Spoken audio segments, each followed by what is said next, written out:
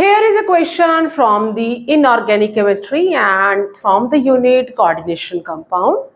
The question is which of the statement about the complex हमारे पास यहाँ पे जो है वो complex दिया हुआ है, octahedral complex है, coordination number 6 है, means we are easily know that it is a octahedral complex and cobalt का octahedral complex है. 4 statements are provided here. Before looking to the statement, let's have the first complex के बारे में हमें जरा knowledge होनी चाहिए एंड उसके बाद हम देखेंगे कि क्या पूछा गया है. तो ये हमारा जो कॉम्प्लेक्स है, कॉम्प्लेक्स कोबाल्ट का है और कोबाल्ट के साथ साइनाइड के 6 मॉलिक्यूल्स लगे हुए हैं. ओवरऑल चार्ज जो है वो नेगेटिव है, मींस जो ये हमारा एनायनिक जो आइडेंटिटी है. और अगर मैं इसको देखूं, ये हमारा कैसा कॉम्प्लेक्स है, this is the octahedral complex है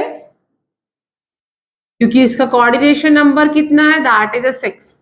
ये ऑक्टाहेड्रल कॉम्प्लेक्स है.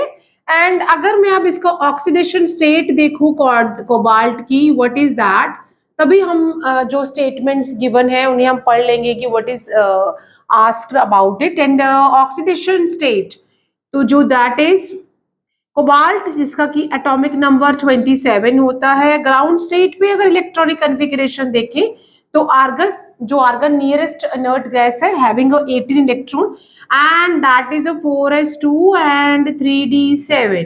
ये कोबाल्ट की ग्राउंड स्टेट इलेक्ट्रॉनिक कन्फिगरेशन है.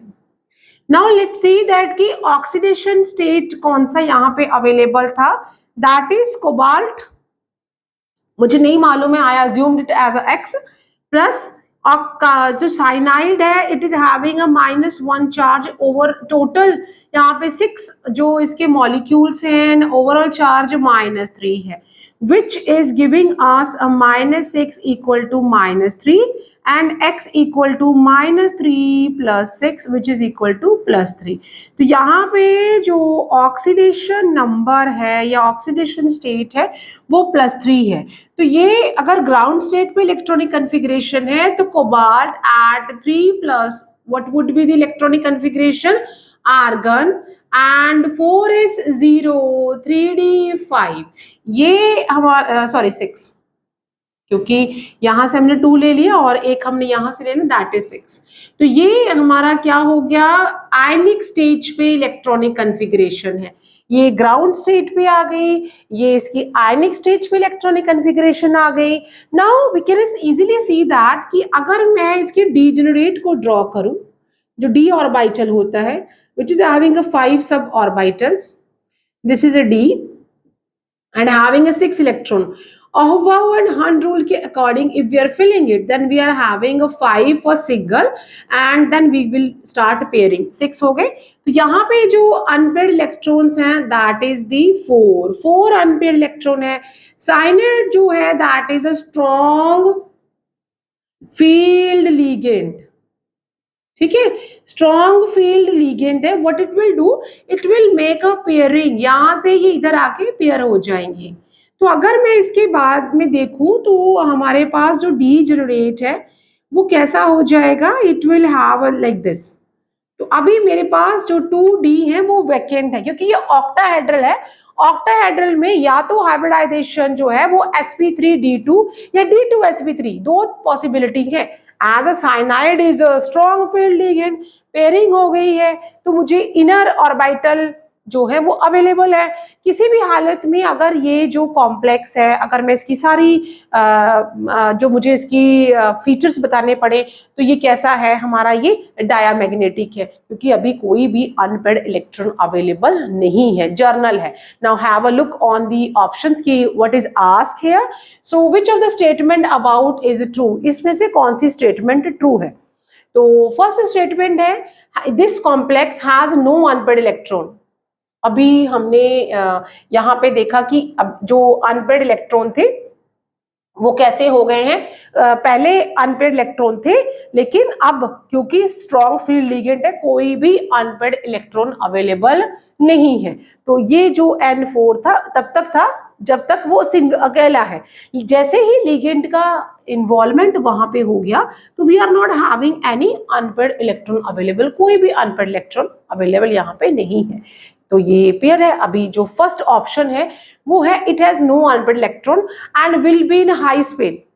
हाई स्पिन नहीं बना रहा है, लो स्पिन को यूज कर रहा है। तो ऑप्शन जो ए है विच इज नॉट करेक्ट। अगर हम सेकेंड वाले ऑप्शन की बात करें, सेम कॉम्प्लेक्स के बारे में बोला है, हैज नो अनपेयर्ड इलेक्ट्रॉन, दोनों इस बात को जस्टिफाई करते हैं कि अनपेयर्ड इलेक्ट्रॉन तो अब नहीं है, बट ये हाई स्पिन ए वाला बता रहा है इसलिए वो करेक्ट नहीं है। बी में क्या है, will be in low spin, yes ये लो स्पिन ही बनाएगा क्योंकि मुझे यहाँ पे 6 जो साइनाइड है उन्हें अकोमोडेट करना है, तो 4s भी वैकेंट है, और अगर 4s है तो 4p भी होगा। तो यहाँ पे ये p आ गया, ये s आ गया और ये d, तो ये जो है दैट इज D2sp3 हाइब्रिडाइजेशन होगी। और ये कैसा कर रहा है, इनर ऑर्बिटल्स को यूज कर रहा है, तो ये इनर ऑर्बिटल कॉम्प्लेक्सेस बनेंगे या फिर ये लो स्पिन कॉम्प्लेक्सेस बनेंगे, लो स्पिन कॉम्प्लेक्स, राइट। तो ये बात यहाँ पे है। ये डायामैग्नेटिक है, कोई अनपेयर्ड इलेक्ट्रॉन नहीं है, जो कि मैग्नेटिक फीचर्स के बारे में हमें पूछा नहीं है। तो फर्स्ट वाला और जो बी है उनमें अनपेयर्ड इलेक्ट्रॉन तक तो सही है, लेकिन हाई स्पिन कॉम्प्लेक्स है which is not correct. Low spin complex बना रहा, अभी तक तो बी ऑप्शन बिल्कुल करेक्ट नजर आ रहा है।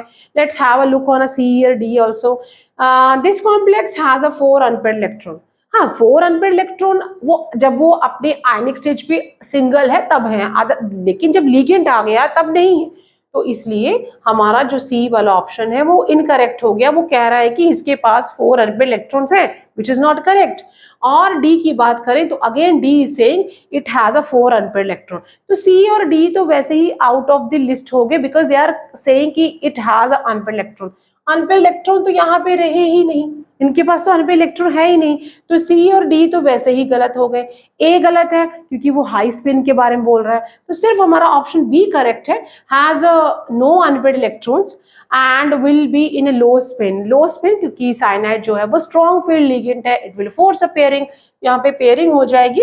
और जर्नल अगर इस कॉम्प्लेक्स के बारे में बात करें तो ये कॉम्प्लेक्स जो है वो ऑक्टाहेड्रल है और कोऑर्डिनेशन नंबर 6 है। ऑक्सीडेशन स्टेट जो है वो +3 है। डी ऑर्बिटल जो है ऐसा हो जाएगा, हाइब्रिडाइजेशन यहाँ पे D2sp3 है। कॉम्प्लेक्स कैसा है, डायामैग्नेटिक। कॉम्प्लेक्स कैसा है हमारा, डायामैग्नेटिक। यहाँ पे जो मैग्नेटिक मोमेंट होगी वो 0 होगी क्योंकि यहाँ पे कोई भी अनपेयर्ड इलेक्ट्रॉन नहीं है। So these all facts about this complex and it will form a low spin complex here. See you soon in the next video with the more probable questions and previous year questions for the competitive exams.